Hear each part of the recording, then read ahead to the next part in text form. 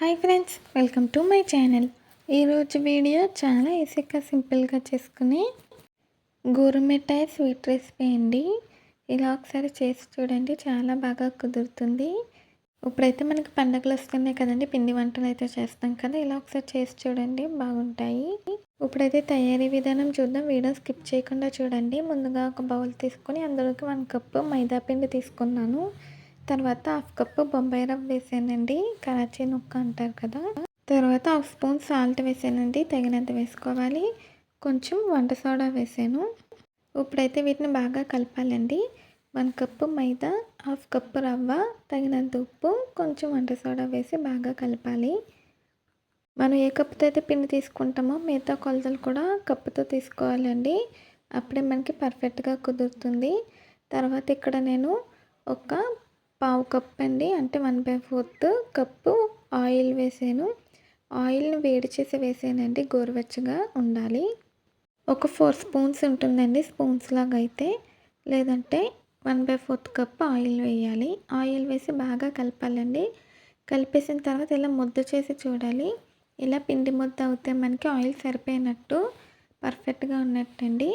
ఒకవేళ మీకు ముద్ద అవ్వకుండా పొడి పొడిగా అంటే ఇంకో 2 స్పూన్స్ ఆయిల్ వేసి కలుపుకోవాలి. మనకైతే ఇలా ముద్దలా వచ్చింది కదండి, సరిపోయినట్టు. తర్వాత ఇందులోకి వాటర్ వేసుకుంటూ కలుపుకోవాలి. వాటర్ కూడా ఒకేసారి వేయకూడదండి, కొద్ది కొద్దిగా వేసుకుంటూ చపాతీ ముద్దలాగా అయితే కలపాలి. కొంచెం సాఫ్ట్గానే కలుపుకోవాలండి, ఎందుకంటే ఇందులో బొంబాయి రవ్వ వేసాం కదా, వాటర్ని అయితే బాగా పీల్చుకుంటుంది. అందుకని కొంచెం సాఫ్ట్గా కలుపుకుంటే ఇది రెస్ట్ ఇచ్చిన తర్వాత కొంచెం గట్టి పడుతుంది. ఇలా బాగా మిక్స్ చేస్తూ చపాతీ ముద్దలాగైతే కలుపుకోవాలండి.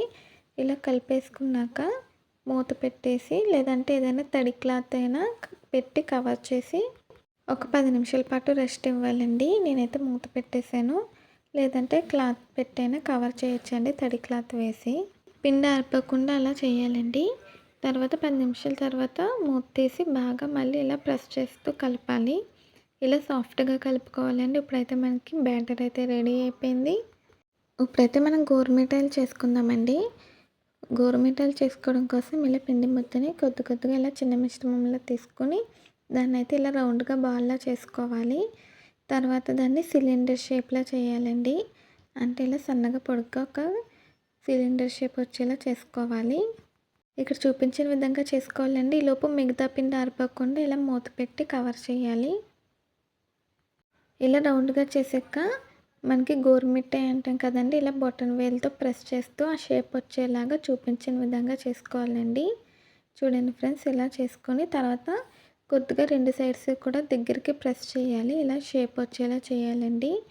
తర్వాత అవి ఆరిపోకుండా మళ్ళీ దాని మీద తడి క్లాత్ వేసి కవర్ చేశాను. ఇక్కడ పిండి ఆరిపోకుండా మూత పెట్టానండి. మళ్ళీ ఇంకొంచెం మిశ్రమం తీసుకొని బాల్లా చేసి సిలిండర్ షేప్ చేసి గోరుమిఠాయి షేప్ వచ్చేలాగా ఇలా బొటన వేలుతో ప్రెస్ చేసి తర్వాత కొంచెం దగ్గరికి బెండ్ చేసి ప్రెస్ చేయాలండి. అప్పుడు మనకి పర్ఫెక్ట్గా గోరుమిఠాయి షేప్ అనేది వస్తుంది. ఇలా ఇక్కడ చూపించిన విధంగా అన్నీ కూడా తయారు చేసుకోవాలండి. చూడండి, ఇలా ప్రెస్ చేస్తే మనకి షేప్ అనేది పర్ఫెక్ట్గా వస్తుందండి. మీ దగ్గర ఒకవేళ గోరుమిఠాయి చేసుకునే చెక్క ఉంటుంది కదా, అలా దాంతో కూడా చేసుకోవచ్చు. అది లేకపోతే ఇలా చేతితో కూడా చేసుకోవచ్చు అండి. ఇలా దగ్గరికి కొంచెం 2 సైడ్స్ కూడా బెండ్ చేసి ప్రెస్ చేసి ఒక ప్లేట్లో పెట్టి తడి క్లాత్ పెట్టి కవర్ చేసేసాను. ఇలాగే అన్నీ కూడా తయారు చేసుకోవాలి. ఒకవేళ చేతితో కూడా మీకు రాదు అనుకుంటే ఒక చిన్న టిప్ అయితే చెప్తానండి, వీడియో స్కిప్ చేయకుండా చూడండి. ఒక కొత్త దువ్వెన తీసుకుని ఇలా సిలిండర్ షేప్ చేసిన తర్వాత దువ్వెన మీద పెట్టి చపాతీ కర్రతో రోల్ చేసి తర్వాత కొంచెం దగ్గరికి బెండ్ చేసుకుంటే అలా కూడా గోరుమిఠాయి ఈజీగా రెడీ అయిపోతుందండి. ఇలా చేతితో కూడా చాలా ఈజీగా చేసుకోవచ్చు. అలాగే పర్ఫెక్ట్ షేప్ కూడా వస్తుంది. చూసారా ఫ్రెండ్స్, మీకు అర్థమైంది అనుకుంటున్నాను. ఇలా ఇక్కడ చూపించిన విధంగా అన్నీ కూడా తయారు చేసుకోవాలండి. మీరు కనుక ఫస్ట్ టైం మా ఛానల్ చూస్తున్నట్టయితే ప్లీజ్ లైక్ చేయండి, షేర్ చేయండి, సబ్స్క్రైబ్ చేయండి. ఇలాగే అన్నీ కూడా తయారు చేసుకోవాలి. నేను తయారు చేసాక చూపిస్తాను. ఇప్పుడైతే మనం పాకం కోసం ప్యాన్ పెట్టానండి. ప్యాన్ పెట్టి 1 కప్పు పిండికి 1 కప్పు బెల్లం తీసుకున్నాను. బెల్లాన్ని తురిమి తీసుకున్నానండి. మనం ఏ కప్పుతో అయితే పిండి తీసుకున్నామో అదే కప్పుతో బెల్లం తీసుకోవాలి. 1 కప్పు బెల్లానికి ఒక 5 స్పూన్స్ వాటర్ అయితే వేసానండి. అంటే మనకి 1/4 కప్ ఉంటుంది కదా, పావు కప్పు దానికన్నా కొంచెం తగ్గించి వేసాను. ఒక 5 స్పూన్స్ వాటర్ వేసి బెల్లాన్ని అయితే కరిగించాలండి. బెల్లం మొత్తం కూడా కరిగిపోవాలి.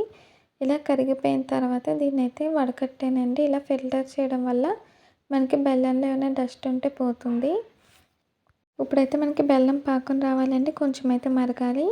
ఈలోపు నేను గోరుమిఠాయిలన్నీ కూడా చేసేసానండి. అవి అయితే మీకు చూపిస్తున్నాను. తర్వాత డీప్ ఫ్రై కోసం ప్యాన్ ఆయిల్ పెట్టానండి. ఆయిల్ అయితే బాగా హీట్ అవ్వాలి. హీట్ అయ్యాక మనం ఇందులోకి గోరుమిఠాయిలు అయితే వేసుకోవాలండి. 1 కప్పు పిండికి ఇన్ని గోరుమిఠాయిలు అయితే వచ్చాయి. మనకి ఒక పక్క స్టవ్ మీద బెల్లం పాకం అయితే మరుగుతూ ఉంటుంది.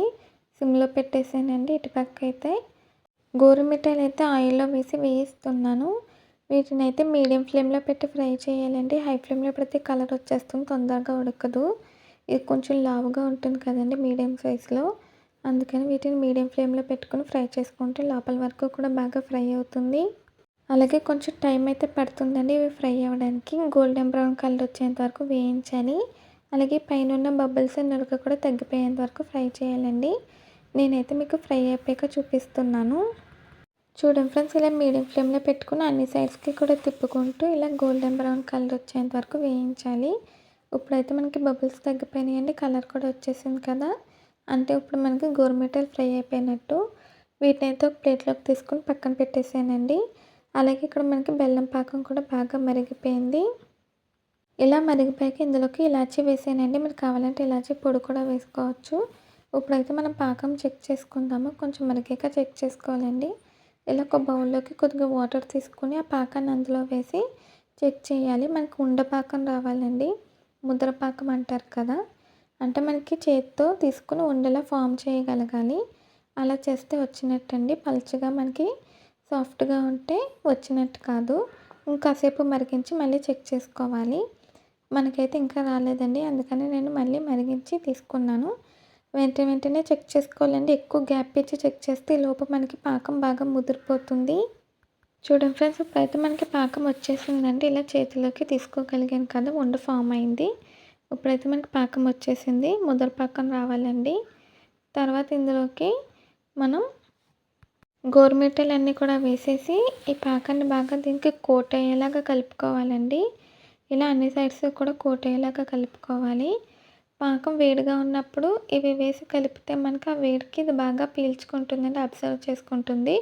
చల్లారిపోయాక ఇవి వేసి కలిపితే ఇవి అంతగా అబ్జర్వ్ చేసుకోవు. స్టవ్ ఆఫ్ చేసి గోరుమిఠాయిలు వేసి మిక్స్ చేసానండి. ఇప్పుడైతే మనకి ఇవి చల్లారాలి. చల్లారాక మీకు చూపిస్తున్నాను. ఇలా చల్లారాక విడదీసుకోవాలండి. చూడండి మనకి పర్ఫెక్ట్గా వచ్చాయి గోరుమిఠాయిలు. ఇప్పుడైతే వీటిని సర్వింగ్ ప్లేట్లోకి తీసుకున్నానండి. మీరు వీటిని మనం ఒక బాక్స్లో పెట్టి కూడా స్టోర్ చేసుకోవచ్చు. అంతేనండి, చాలా ఈజీగా టేస్టీగా మనకి గోరుమిఠాయిలు అయితే రెడీ అయిపోయాయి. చూసారా ఫ్రెండ్స్, మనకి చాలా టేస్టీగా వచ్చాయండి. చాలా బాగుంటుంది. బెల్లంతో చేసాం కాబట్టి కొంచెం హెల్తీగా కూడా ఉంటుంది.